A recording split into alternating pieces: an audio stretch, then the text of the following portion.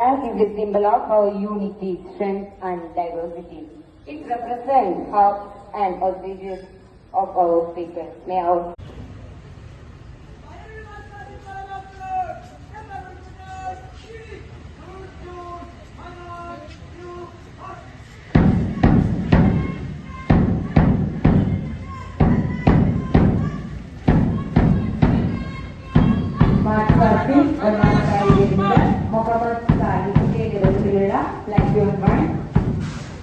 രണ്ടാമതായി നിരോഷ്യുടെ നേതൃത്വത്തിലുള്ള ലക്ഷ്യം, മൂന്നാമതായി വരുന്നത് വൈദ്യയുടെ നേതൃത്വത്തിലുള്ള ലക്ഷ്യം,